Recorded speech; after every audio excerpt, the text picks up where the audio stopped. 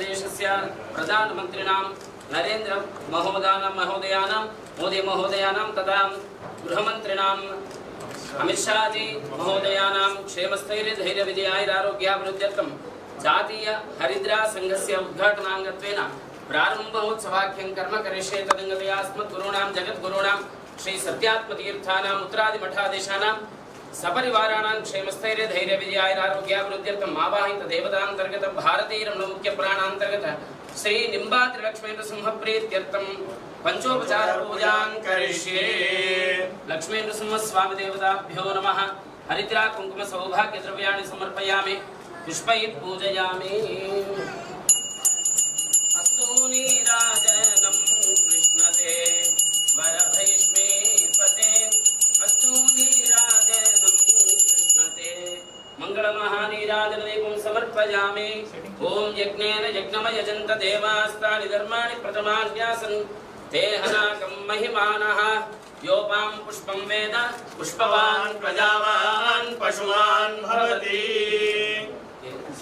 नरसिंह भगवान निम्बाग्नि लक्ष्मण सिंह के हल्दी उत्पादन करने के बाद किसान लोगों ने एक भगवान को समर्पण करके ही घर में उपयोग करते हैं। जय श्री राम। शतमानं भवति शतायु पुरुषस्य तेन्द्रिय आयुष्येवेन्द्रिये प्रतिष्ठति।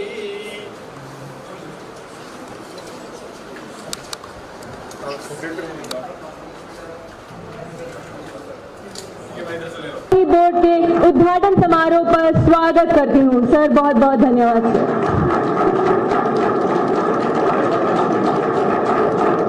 देवियों और सज्जनों, हम हर एक कार्यक्रम का आरंभ दीप प्रज्वलन के साथ करते हैं।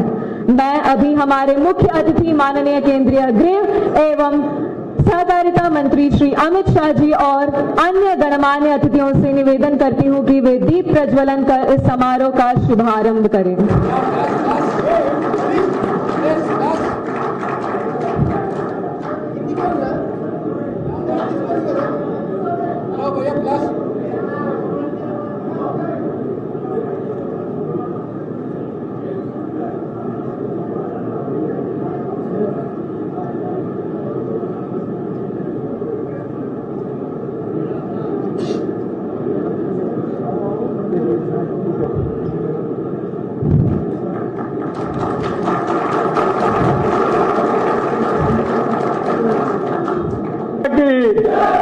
भारत माता की।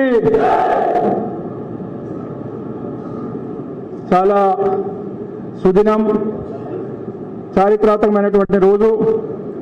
గత 3 దశాబ్దాలు ఈ ప్రాంత రైతులు పసుపు బోర్డు కోసం చేసినటువంటి పోరాటం భారత ప్రధానమంత్రి ఆశీర్వాదంతో, పెద్దలు అమిత్ షా గారి సహకారంతో, మన పార్లమెంట్ సభ్యులు గౌరవనీయులు అరవింద్ గారు పసుపు బోర్డు సాధించి ఆ పసుపు బోర్డు జాతీయ కార్యాలయాన్ని నిజామాబాద్లోనే ఏర్పాటు చేయించి దానికి ఒక సామాన్యమైనటువంటి రైతు కుటుంబం నుంచి వచ్చినటువంటి నాలాంటి సామాన్యుడికి దాదాపు 30 సంవత్సరాలు భారతీయ జనతా పార్టీ కార్యకర్తగా పనిచేసినటువంటి నాలాంటి సామాన్యుడికి జాతీయ బోర్డు చైర్మన్ గా నియామకం చేసినటువంటి భారతీయ జనతా పార్టీ రాష్ట్ర పార్టీకి, కేంద్ర పార్టీకి అందరికీ కూడా నేను ధన్యవాదాలు తెలియజేసుకుంటున్నాను. సార్, పసుపు బోర్డు గురించి అనేక సంవత్సరాలు రైతులు ఉద్యమాలు చేసిండ్రు. మన ప్రభుత్వం రైతులకు పసుపు బోర్డు ఇచ్చింది. రేపు భవిష్యత్తులో కూడా పసుపు బోర్డుకు సంబంధించి, పసుపు రైతులకు సంబంధించి మన భారతీయ జనతా పార్టీ కేంద్ర ప్రభుత్వం తప్పకుండా రైతుల సంక్షేమం కోసం, రైతుల ఉన్నతి కోసం, రైతుల సంక్షేమ ధ్యేయంగా మీ నాయకత్వంలో బోర్డు కూడా ముందుకెళ్తుందని మన భారత ప్రధానమంత్రి నరేంద్ర మోదీ గారు ఇప్పుడున్నటువంటి 1876 కోట్ల ఎక్స్పోర్ట్ ని భవిష్యత్తులో 5000 కోట్లకు పెంచాలనే టార్గెట్ ఏదైతే ఇచ్చిందో 2030 వరకు ఆ టార్గెట్ ని రీచ్ కావడానికి మేము తప్పకుండా ప్రయత్నం చేస్తాం. సార్, మీ ఆశీర్వాదం ఉండాలని బోర్డుకు మా అందరికీ అమిత్ షా గారి ఆశీర్వాదం ఉండాలని కోరుకుంటూ ఈ అవకాశం ఇచ్చిన మీ అందరికీ కూడా ధన్యవాదాలు తెలుపుతూ ముగిస్తున్నాను. భారత్ మాతాకి. అదేవిధంగా ఒకసారి మీరందరూ కూడా రైతులందరూ లేచి మనకు పసుపు బోర్డు ఇచ్చి జాతీయ కార్యాలయాన్ని ఇక్కడ ఏర్పాటు చేసినందుకు చప్పట్లతోని పెద్దలు అమిత్ షా గారికి స్వాగతించాల్సిందిగా, ధన్యవాదాలు చెప్పాల్సిందిగా మీ అందరినీ కూడా కోరుకుంటా ఉన్నాను. पूरी ईमानदारी से काम कर रहे हैं आज हमारा ये इतना सौभाग्य है कि वो आज हमारे बीच है। हम उनका तहे दिल से भारत की हल्दी की राजधानी इंदौर निजामाबाद में स्वागत करते हैं सर आपको। मैं अमित शाह जी से रिक्वेस्ट करती हूं कि हम सबको संबोधित करें।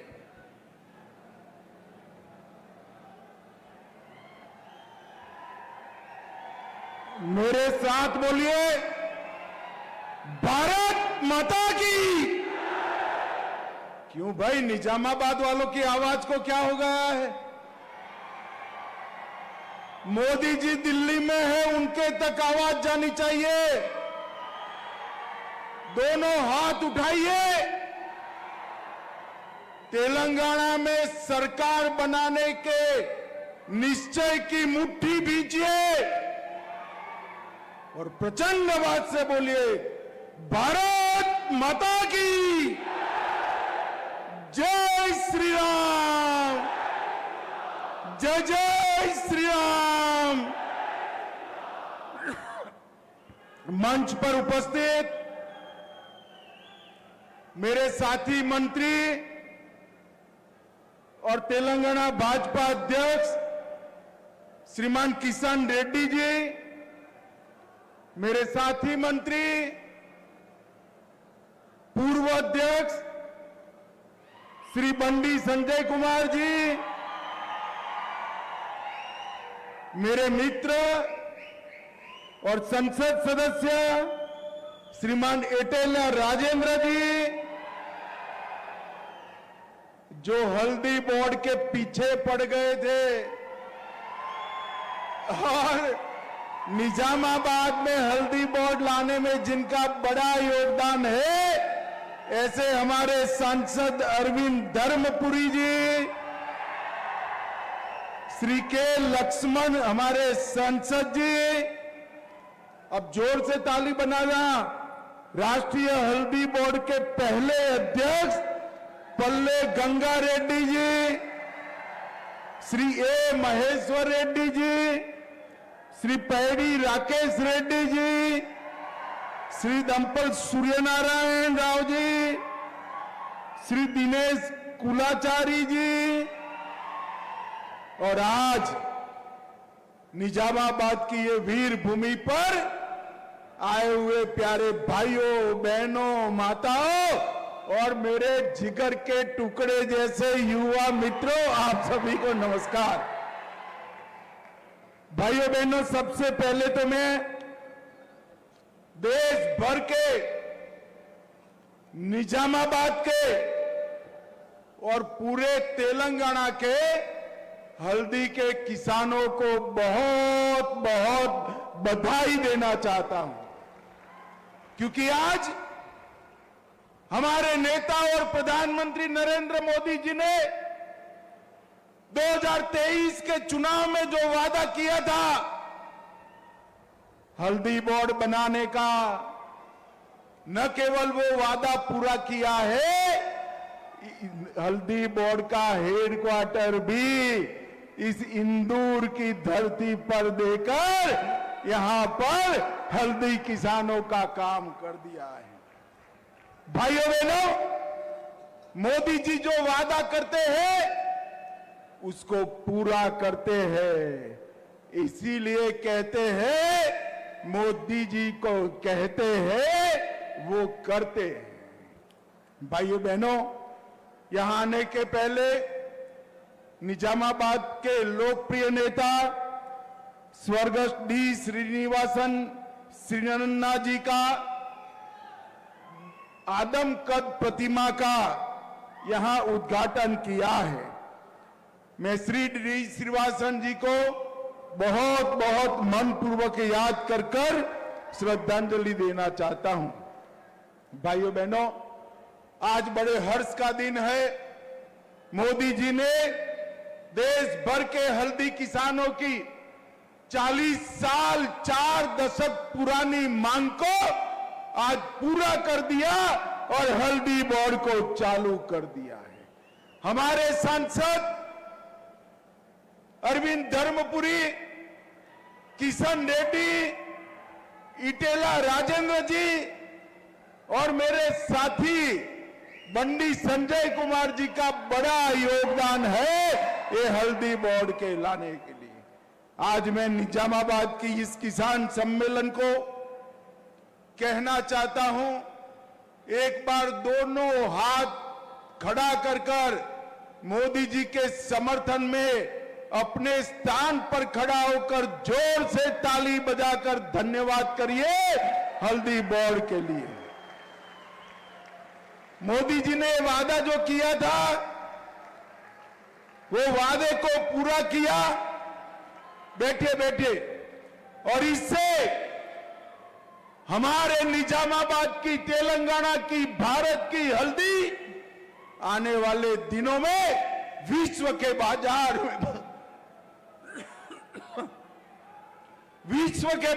में पहुंचेगी। और भाइयों बहनों, हल्दी के दाम आज जो कई बार गिर जाते हैं, एक दिन ऐसा आएगा कि हल्दी के दाम कभी नहीं गिरेंगे, कभी नहीं गिरेंगे। ये हल्दी की औषधीय विशेषताओं को हल्दी बोर्ड देश भर में, दुनिया भर में प्रस्थापित करेगा। निजामाबाद हल्दी के व्यापार का वैश्विक केंद्र बनेगा। एफपीओ को ताकत मिलेगी, किसानों को ताकत मिलेगी, और इसके साथ साथ भारत सरकार ने 2 कोऑपरेटिव बनाए हैं, भारत एक्सपोर्ट कोऑपरेटिव लिमिटेड और भारत ऑर्गेनिक। ये दोनों का ब्रांच यहां पर हम निजामाबाद में खोलने का भी निर्णय कर चुके हैं। और भाइयों बहनों, इसका पैकेजिंग, मार्केटिंग और एक्सपोर्ट तीनों के लिए हम बहुत जल्दी एक पूरी व्यवस्था बनाएंगे। और ऑर्गेनिक किसान जो हल्दी का उत्पादन करते हैं, इसको अमेरिका, यूरोपियन संघ, कनाडा, यूके, वियतनाम, स्विट्जरलैंड और ऑस्ट्रेलिया जो ऑर्गेनिक हल्दी की खपत करते हैं, वहां तक पहुंचाने का काम भी हम करेंगे। भाइयों बहनों, मैं यहां आया हूं तब मैं ऑपरेशन सिंदूर की भी बात करना चाहता हूं। मोदी जी इस देश के प्रधानमंत्री बने 2014 में, बाद में मोदी जी ने इस देश की सुरक्षा को चौक चौबंद करना शुरू किया। एक जमाना था जब 10 साल तक कांग्रेस की सरकार थी, आए दिन पाकिस्तान के आतंकवादी आते थे, हमले करते थे और भाग जाते थे, कोई बोलने वाला नहीं था। मोदी जी की सरकार में 10 साल में 3 बार बड़े प्रयास किए। उरी में किया, पुलवामा में किया और पहलगांव में भी किया। उरी में किया, सर्जिकल स्ट्राइक की, पुलवामा में किया, एयर स्ट्राइक की, और पहलगांव में किया, पाकिस्तान में घर में घुसकर ठोकने का काम किया। पहलगांव के हमले के बाद मोदी जी ने कहा था कि इनको बड़ा सबक सिखाएंगे, और पाकिस्तान धमकी दे रहा था एटम बम के। कांग्रेसी सोचते थे कुछ नहीं होगा, कुछ नहीं होगा, कुछ नहीं होगा, और एक दिन रात को हमारे सेना के बहादुर जवानों ने आतंकी संस्थाओं के हेडक्वार्टर को उड़ाकर सैकड़ों आतंकवादियों को धराशायी कर दिया। और आज भी राहुल गांधी कुछ न कुछ सवाल खड़े कर रहे हैं। अरे राहुल बाबा,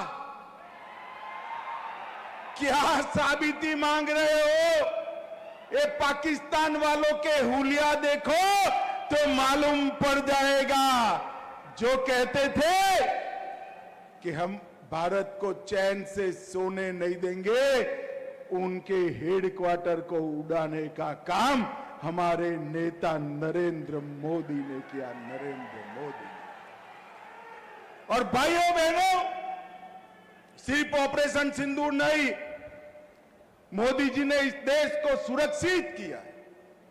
4 दशक से नक्सलवादी इस देश का आदिवासियों के क्षेत्र में 40,000 लोगों का जान गया। मेरे कई आदिवासी भाई पैर गंवा बैठे, हाथ गंवा बैठे, जान गंवा बैठे।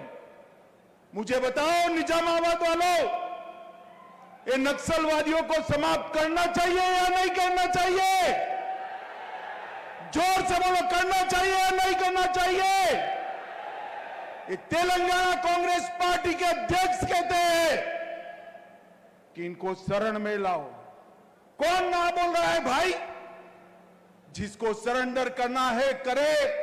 मैं इस मंच पर से कहता हूं, सारे लोग हथियार छोड़ दो और सरेंडर करो।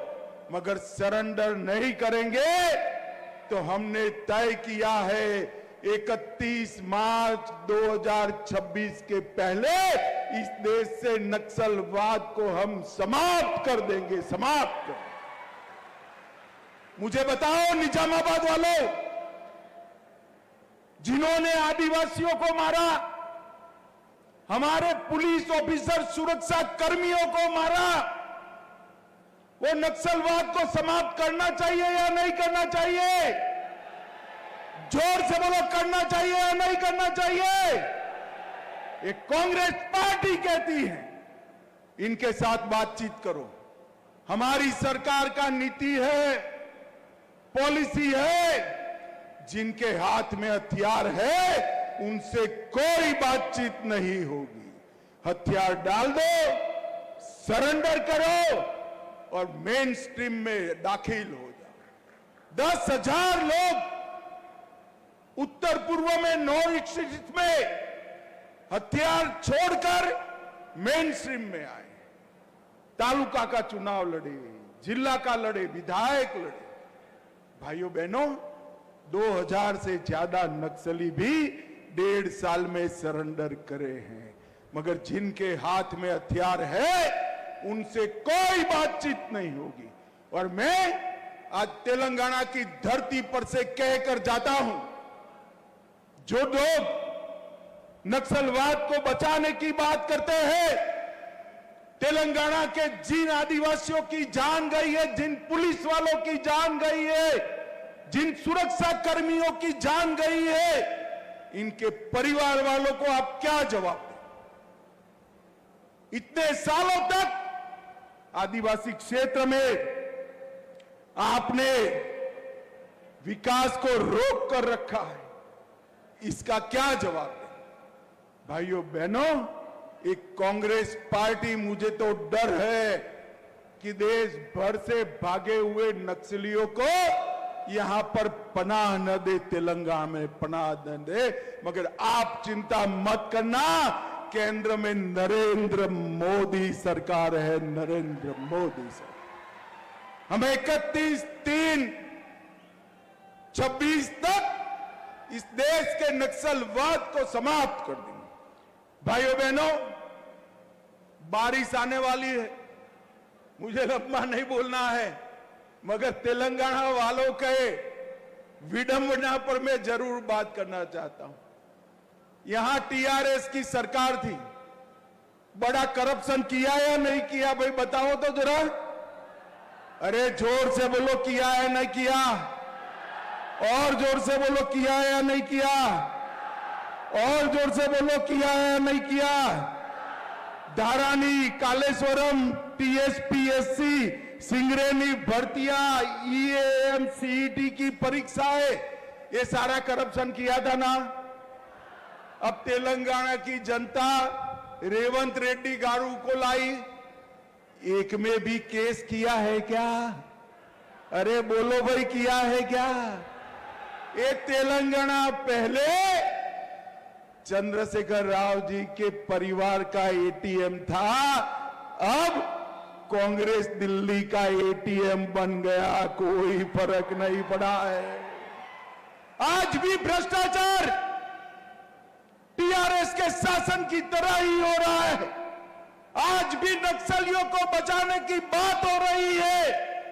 आज भी मोदी जी की योजनाओं को नीचे लागू नहीं होने दे रहे हैं।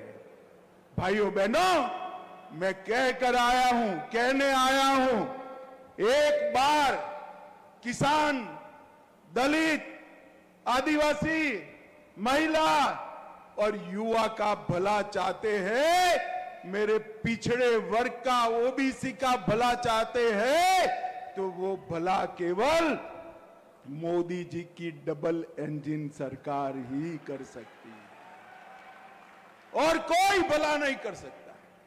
हम तो भ्रष्टाचार के कारण तेलंगाना की जनता ने टीआरएस को निकाला, बीआरएस को निकाला, और उनके भी भ्रष्टाचार ज्यादा करने वाले, भ्रष्टाचार में उनके बाप जैसी कांग्रेस पार्टी आ गई। तेलंगाना वहीं का वहीं रह गया। भाइयों बहनों, तेलंगाना के चहुमुखी विकास के लिए यहां कांग्रेस पार्टी की सरकार भी नहीं चलेगी, टीआरएस की भी सरकार नहीं चलेगी। केवल और केवल नरेंद्र मोदी जी के नेतृत्व में भारतीय जनता पार्टी की सरकार कर सकती है। आज यहां पर मोदी जी ने किसानों को कहा हुआ एक और वादा पूरा हुआ है। मोदी जी ने किसानों के भले के लिए ढेर सारे काम किए हैं। बजट में 1 लाख करोड़ की बढ़ोतरी की। हर किसान के अकाउंट में 6,000 रुपया जाता है। यूरिया, डीएपी के दाम बढ़ने नहीं दिए। किसान बीमा पहले कभी मिलता नहीं था, अब किसान को मिल रहा है। और अब हल्दी बोर्ड की भी रचना हो गई है। भाइयों बहनों, आने वाले दिनों के में मोदी जी ने दलित, पिछड़े, आदिवासी, गरीब, युवा और महिला के लिए, किसानों के लिए जो काम किए हैं, हम उसको आगे चालू रखेंगे। और मैं रेवंत रेड्डी को कहकर जाता हूं, भाई रेवंत रेड्डी जी, आपको जनता ने पावर दी है, हमारे तेलंगाना को नक्सलियों का अड्डा मत बनने देना, मत बनने देना। और भाइयों बहनों, वो जो करे वो करे। फिर से मैं आपको कहकर जाता हूं, 31 मार्च 2026 को हम नक्सलवाद को समाप्त कर देंगे, पूरे देश से समाप्त करेंगे। फिर से एक बार तेलंगाना के और देश भर के हल्दी के किसानों को मोदी जी की ओर से बहुत बहुत बधाइयां और हल्दी बोर्ड बनने के बहुत बहुत अभिनंदन। वंदे मातरम। मेरे साथ पूरे जोश और खरोश के साथ दोनों हाथ उठाकर प्रचंड आवाज से बोलिए, भारत माता की वंदे वंदे, जय श्री राम, जय जय श्री राम। ఎప్పటికప్పుడు వార్తలను వీక్షించేందుకు Q9 న్యూస్ ని సబ్స్క్రైబ్ చేసుకోండి, లైక్ చేయండి, షేర్ చేయండి. విలువైన సమాచారాన్ని ముందుగా మీరే తెలుసుకునేందుకు బెల్ బటన్ ని క్లిక్ చేయండి.